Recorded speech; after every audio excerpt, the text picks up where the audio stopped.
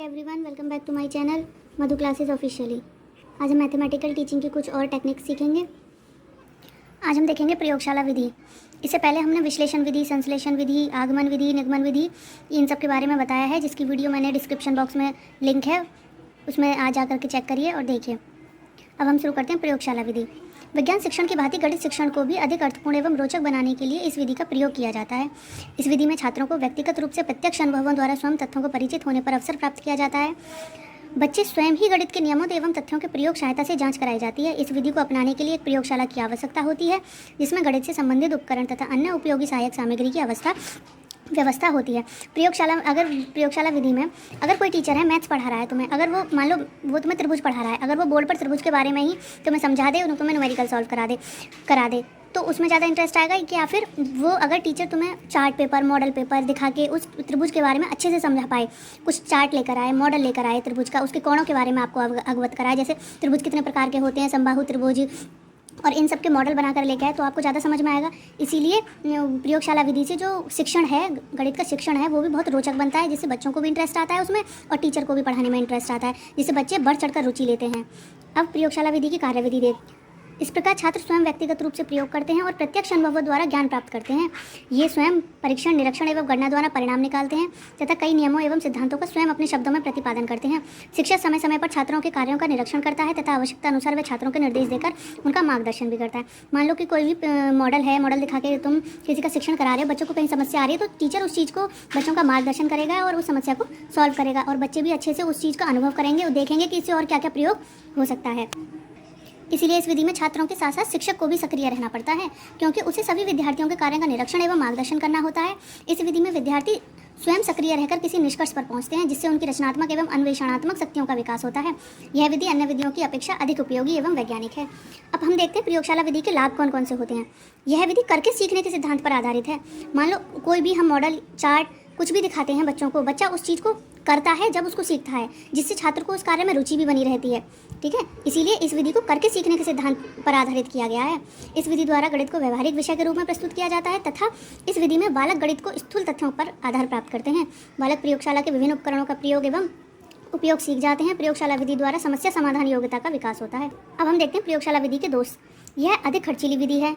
अब देखिए, चार्ट आएंगे, मॉडल आएंगे, उसमें कुछ खर्चा तो होगा, इसीलिए यह खर्चीली विधि भी बताई गई है। इसीलिए विद्यालयों में नहीं रखी जाती है। कुछ विद्यालय रखते हैं, कुछ विद्यालयों में नहीं रखी जाती है। कम संख्या के छात्रों की कक्षाओं में इस विधि का प्रत्यक्ष किया गया है। गणित के कुछ प्रकरणों को ही इस विधि द्वारा सीखा जा सकता है। सभी शिक्षक इस विधि का प्रभावशाली उपयोग नहीं कर सकते।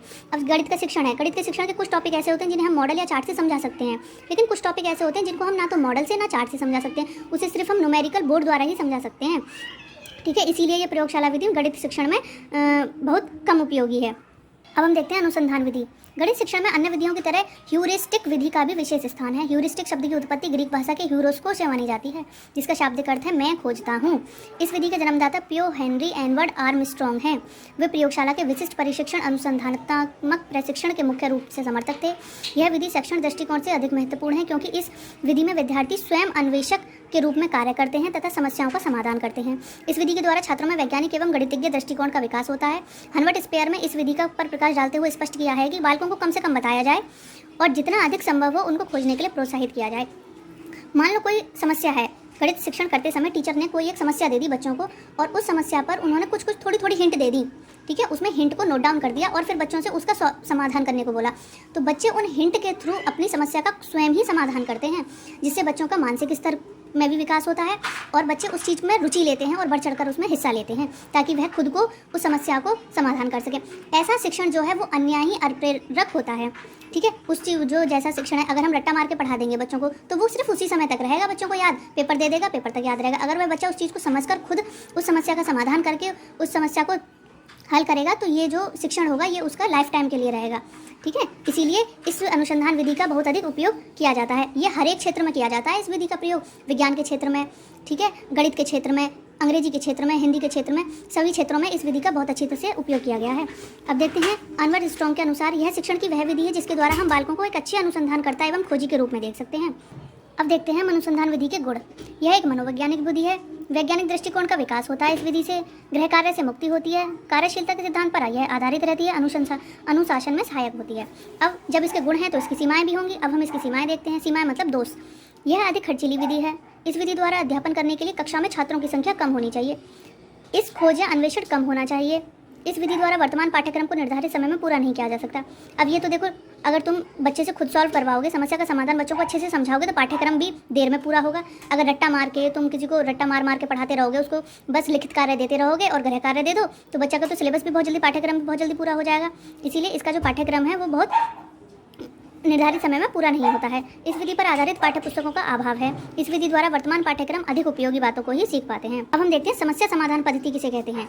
समस्या समाधान पद्धति विधि के अंतर्गत व्यक्ति समस्या के समाधान के लिए नियोजक तरीके समस्या पर निष्कर्ष प्राप्त करने के उद्देश्य से प्रहार करता है। समस्या समाधान से शिक्षण के अंतर्गत शैक्षिक दृष्टिकोण से उपयोग समस्याओं का ही चुनाव किया जाता है। छात्र एवं अध्यापक मिलकर तरीकों से समस्या का समाधान का प्रयास करते हैं। इस विधि में क्या होता है, अनुसंधान विधि में हम हिंट देते हैं, बच्चों से समाधान निकलवाते हैं। इस विधि में यह है कि जो कोई भी समस्या हो, कोई भी प्रश्न हो, या शिक्षण में गणित का शिक्षण करते समय अध्यापक कोई भी समस्या दे, उस समस्या का समाधान बच्चे और शिक्षक दोनों मिलकर लेते हैं। उसमें जितना बढ़ चढ़कर हिस्सा बच्चे लेते हैं, उतना बढ़ चढ़कर हिस्सा अध्यापक लेता है। ऐसा नहीं है कि अध्यापक ने प्रश्न समस्या बोर्ड पर लिखी और खुद ही उस समस्या का समाधान कर दिया। उसमें वह कुछ बच्चों से सहयोग लेगा और कुछ खुद पढ़ेगा। इसमें दोनों मिलकर मनोवैज्ञानिक तरीके से शिक्षण कराया जाता है और समस्या का समाधान कराया जाता है। अब देखते हैं, समस्या समाधान पद्धति के द्वारा शिक्षण करने का यह उद्देश्य होता है कि छात्रों में समस्या समाधान की योग्यता का विकास हो, ताकि भावी जीवन में छात्र आने वाली समस्याओं से भयभीत होकर पलायन न करे, समस्याओं का अवैज्ञानिक तरीके से समाधान न निकले, अपितु समस्याओं को नियोजन तरीके से वैज्ञानिक विधि से समाधान ढूंढे। अक्सर ऐसा होता है कि टीचर कोई भी समस्या, अध्यापक कोई भी समस्या बोर्ड पर लिखता है, उसे देखकर बच्चे डर जाते हैं। इससे क्या होगा कि बच्चे भी अगर बढ़ चढ़कर सहयोग देंगे तो बच्चों के अंदर का यह डर भी दूर होगा, और कोई भी समस्या, अगर कोई भी अध्यापक समस्या लिखे तो उससे बच्चे भयभीत होकर पलायन नहीं करेंगे। ठीक है, इसी के विचार में डीवी ने कुछ तथ्य दिए हैं, उसको हम देखते हैं कि इस प्रकार के चिंतन को हम विवेचनात्मक चिंतन कहते हैं। विवेचनात्मक चिंतन को ही हम एक ऐसी स्थिति, शायद अवरोध, दुविधा, मानसिक कठिनाई है जिससे चिंतन का प्रारंभ होकर और द्वितीय अवस्था जब व्यक्ति शोध, जांच, तलाश एवं पूछताछ का कार्य करता है और ऐसी सामग्री जुटाता है, तब संशय, अवरोध एवं दुविधा का समाधान होता है। अब देखिए, गेने ने कुछ परिभाषाएं दी हैं। अब गेनी के अनुसार समस्या समाधान घटनाओं का एक ऐसा समूह है जिसमें मानव किसी विशिष्ट उद्देश्यों की उपलब्धि के लिए अधिनियोज्य एवं सिद्धांतों का उपयोग करता है। रिस्क के अनुसार शिक्षार्थी के मन में समस्या को उत्पन्न करने की ऐसी प्रक्रिया जिससे वो उद्देश्य की ओर उत्सुक होकर तथा गंभीर पूर्वक सोचकर एक व्यक्ति संज्ञ हल निकालें, समस्या समाधान कहलाता है। वही मैंने बताया, अध्यापक, शिक्षार्थी और शिक्षक दोनों मिलकर कोई भी एक समाधान निकालें, किसी भी एक निष्कर्ष तक पर पहुँचें, तो कुछ तथ्य शिक्षक अपने आगे रखेगा, कुछ विद्यार्थी अपने कुछ तथ्य आगे रखेंगे। उन दोनों को मिलाकर जो भी एक निष्कर्ष निकलता है, जो भी हल निकलता है, वही समस्या समाधान कहलाता है। ठीक है, इसकी कुछ विशेषताएं होती हैं। समस्या शिक्षार्थियों के लिए उपयोगी तथा व्यवहारिक होना चाहिए। अब देखो, वो तो है, ये व्यवहारिक होना चाहिए। जब टीचर आएगा पढ़ाने के लिए, जब उसका व्यवहार ही अच्छा नहीं होगा तो बच्चे कैसे सहयोग, व्यवहार है वो बहुत अच्छा होना चाहिए, बहुत सहयोगी व्यवहार होना चाहिए, जो बच्चों के साथ कोऑपरेट करे और मिलकर उनका सहयोग प्राप्त कर सके। समस्या शिक्षार्थियों के मानसिक स्तर तथा शारीरिक क्षमताओं के अनुकूल होनी चाहिए। समस्या शिक्षार्थियों की रुचि एवं दृष्टिकोण के अनुसार होनी चाहिए। अब देख लो, बच्चों को तो इंटरेस्ट है त्रिभुज पढ़ने में और तुम उनको ज्यामिति पढ़ा रहे हो, इसीलिए जिस चीज़ में विद्यार्थियों का इंटरेस्ट है, रुचि है, तुम्हें उसी के अनुरूप ही समस्या बच्चों को देनी चाहिए। जैसे त्रिभुज पढ़ा रहे हो तो पहले बच्चों में त्रिभुज के प्रति रुचि उत्पन्न करो, जब उनको वो समस्या बच्चों के सामने रखो, जिससे बच्चे इस चीज़ में रुचि एवं दृष्टिकोण उनका बना रहे। अब समस्या चुनौतीपूर्ण होनी चाहिए, जिससे शिक्षार्थियों में सोचने एवं तर्क करने की शक्ति का विकास हो। अब देखो, तुम त्रिभुज पढ़ा रहे हो, जैसे कि तुम लिख दो त्रिभुज क्या है, ठीक है, इसे तो तुम बता दोगे क्योंकि तुमने पहले ही कॉन्सेप्ट क्लियर कराया है। कुछ ऐसी समस्या दो जिससे बच्चे को उस पर वो तर्क कर सके, उस पर वो सोच सके, उसकी मानसिक जो शक्ति है उसका विकास हो सके। अब अगला देखते हैं, समस्या शिक्षार्थियों के पूर्व ज्ञान से संबंधित होनी चाहिए, इसको उससे समस्या का हल ढूंढने में आसानी होती है। समस्या समाधान पद्धति के गुण हैं, छात्रों में चिंतन शक्ति का विकास होता है, छात्रों में समस्याओं के वैज्ञानिक तरीके से समाधान खोजने की अभिव्यक्ति या योग्यता का विकास होता है, शिक्षण में छात्रों की प्रक्रिया के प्रत्युक्ष के कारण अधिक एवं स्थायी होता है। अब देखो, जब बच्चा खुद सॉल्व करेगा, अपने तथ्य रखेगा, तो जो उसकी लर्निंग कैपेसिटी है वो अधिक होगी, अधिक होगा और स्थायी होगा। ठीक है, इस पद्धति से शिक्षण करते समय छात्रों के व्यक्ति विभिन्नताओं का ध्यान रखा जाता है। अब हम इसके कुछ दोष देख लेते हैं। दोष को हम सीमाएं, अब पेपर में आ जाए कि सीमाएं लिखो, ठीक है, समस्या समाधान की सीमाएं लिखो। और कुछ मैथ पूछा जाता है कि समस्या समाधान के दोष लिखो, तो आप इसमें कंफ्यूज नहीं हो जाना कि सीमाएं और दोष अलग अलग होते हैं। सीमाएं और दोष एक ही होते हैं। अगर सीमाएं आए तो भी आप उसमें दोष लिख सकते हैं, अगर दोष आए तो भी आप उसमें दोष ही लिखेंगे। अब देखते हैं, प्रत्येक विषय वस्तु को समस्या समाधान पद्धति में पढ़ाया जा सकता है। समस्या समाधान पद्धति से शिक्षण में समय बहुत अधिक लगता है। इसका उपयोग केवल बड़ी कक्षाओं में ही किया जा सकता है। सही समस्या का चुनाव स्वयं से में एक समस्या है। ये तो है कि इस समस्या में अगर तुम कोई भी बच्चों को क्वेश्चन दे रहे हो, ठीक है, बच्चा अपना तथ्य जब रख पाएगा जब उसका मानसिक विकास हो जाएगा। अब तुम छोटे बच्चों को ये सारे क्वेश्चन दे दो तो छोटे बच्चे नहीं कर पाएंगे ना, इसीलिए ये बड़ी कक्षाओं में अधिक उपयोगी है। अब हम बात करते हैं प्रोजेक्ट विधि की। प्रयोजनवादी दार्शनिक विचारधाराओं के आधार पर किलप्रिट ने आयोजना पद्धति को जन्म दिया। किलप्रिट के अनुसार प्रयोजना वह संदर्भ उद्देश्यपूर्ण कार्य होता है जो पूर्ण संलयन के साथ सामाजिक वातावरण में किया जाए। बाद में सन 1921 में किलप्रिट ने इस परिभाषा में सुधार करके स्पष्ट किया कि प्रोजेक्ट सौंदर्य एक अंतर्निहित प्रवृत्ति के रूप में है। कार्य के उद्देश्य को निर्धारित करना, उसकी क्रिया का निर्देशन करना, उसको आंतरिक प्रेरणा प्रदान करना। अब इसमें स्टीवन के अनुसार प्रोजेक्ट एक समस्या मूलक कार्य है जो अपनी स्वाभाविक परिस्थितियों के अंतर्गत पूर्णता को प्राप्त करता है। बिलगेट ने लिखा है, प्रोजेक्ट पद्धति परिभाषा इस प्रकार की है कि प्रोजेक्ट वास्तविक जीवन का वह छोटा सा भाग है जिसे विद्यालय में लाया गया है। प्रोजेक्ट का देखो ऐसे है, अगर हमें समस्या दी गई है, ठीक है, मान लो गणित का शिक्षण आपको कोई भी एक टॉपिक पढ़ाता है, ठीक है, उस पर आपको वो प्रोजेक्ट दे देगा बनाने के लिए, असाइनमेंट दे देगा बनाने के लिए, ठीक है। उस प्रोजेक्ट पद्धति का मेन मकसद यही है कि बच्चा उस टॉपिक को अच्छे से समझे और उस टॉपिक के बारे में अधिक रुचि ले और उस टॉपिक के बारे में आपको अधिक से अधिक अग्रसर दिखाई दे। इसीलिए बच्चे को छोटे छोटे प्रोजेक्ट दिए जाते हैं जिससे बच्चे का मानसिक विकास हो सके, ठीक है। इसकी कुछ विशेषताएं हैं। प्रोजेक्ट का प्रयोजन अर्थात उद्देश्य होना चाहिए कि प्रोजेक्ट में क्रिया को प्रार्थना दी जाती है, ठीक है, मतलब जिससे बच्चा करके सीखता है प्रोजेक्ट से, ठीक है, उसमें कुछ क्रियाएं दी जाती हैं ना। प्रोजेक्ट में आंतरिक दिए जाने वाले कार्य वास्तविक होने चाहिए। प्रोजेक्ट के कार्य छात्र के लिए उपयोगी होने चाहिए। प्रोजेक्ट में कार्य को चुनने की स्वतंत्रता होनी चाहिए। अब ऐसा हो, गणित का शिक्षण कराने में पढ़ा आप कुछ और टॉपिक रहे हैं और बच्चे को प्रोजेक्ट में आपने कुछ और टॉपिक दे दिया, तो ऐसा नहीं होना चाहिए ना। आप जो टॉपिक बच्चे को पढ़ा रहे हो, जिस समस्या के बारे में आपने बच्चों को अवगत कराया है, आप उसी से रिलेटेड उनको प्रोजेक्ट दे सकते हैं, जिससे बच्चे की क्रियात्मक शक्ति बढ़ेगी, क्रियात्मक रुचि दिखाई देगी, ठीक है। और बच्चों को वो फ्रीडम होनी चाहिए, बच्चों को स्वतंत्रतापूर्वक अपना समस्या को चुनने का मौका देना चाहिए कि बच्चा किस में इंटरेस्टेड है और किस में वह किस चीज़ पर प्रोजेक्ट बना सकता है, उसकी क्या कैपेसिटी है बढ़ाने की, उसका क्रियात्मक विकास कितना है।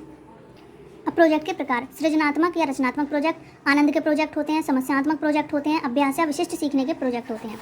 अब प्रयोजन विकास के सोपान होते हैं। इसके कुछ प्रयोजना के उद्देश्यों का निर्धारण करना, प्रयोजना का कार्यक्रम बनाना, प्रयोजना का क्रियाबंधन करना, प्रयोजना का मूल्यांकन करना। अब प्रोजेक्ट है, उसका उद्देश्य तुम्हें देना पड़ेगा, उसका कार्यक्रम बताना पड़ेगा, उसका क्रियाबंधन, फिर उसका मूल्यांकन करना पड़ेगा। प्रोजेक्ट तो यही होता है ना, पहले तुम उसको बनाओगे, फिर उसके बारे में उसके फंक्शन लिखोगे, फिर उसकी एक्टिविटीज़ लिखोगे, फिर उसका हम इवैल्यूएशन करते हैं, ठीक है। अब इसके गुण देखते हैं। छात्रों द्वारा स्वयं योजना बनाए जाने के कारण उनमें कार्य करने की तत्परता रहती है। इस पद्धति से प्राप्त ज्ञान पूर्ण एवं सुसंगठित होता है। इस पद्धति में व्यक्तिगत विभिन्नता पूर्ण पर ध्यान दिया जाता है। प्रोजेक्ट पद्धति द्वारा छात्रों को अन्वेषणात्मक शक्ति का विकास होता है। वो तो है, जो प्रोजेक्ट करने से बच्चों में क्रियात्मक विकास होता है, बच्चों में रुचिकर प्राप्त होती है, इसीलिए उस चीज़ को हम अन्वेषणात्मक शक्ति का कह सकते हैं। उस बच्चे में अन्वेषणात्मक शक्ति का विकास होता है। अब उसकी सीमाएं, गणित की प्रत्येक विषय वस्तु को इस विधि से पढ़ाना संभव है नहीं है। प्रयोजना पद्धति से अध्यापन से बहुत समय लगता है। यह पद्धति अपेक्षाकृत अधिक व्यापपूर्ण होती है। इसमें ये तो सही है कि इसमें गणित के हर एक टॉपिक को हम प्रोजेक्ट नहीं पढ़ा सकते हैं। कुछ ही टॉपिक हैं जिन्हें हम इस विधि से पढ़ा सकते हैं, या हम कुछ ही टॉपिकों पर बच्चों को इस चीज़ में प्रोजेक्ट दे सकते हैं। विज्ञान है, विज्ञान में हम हर एक टॉपिक पर बच्चों को प्रोजेक्ट पद्धति के बारे में समझा सकते हैं और उनको प्रोजेक्ट दे सकते हैं।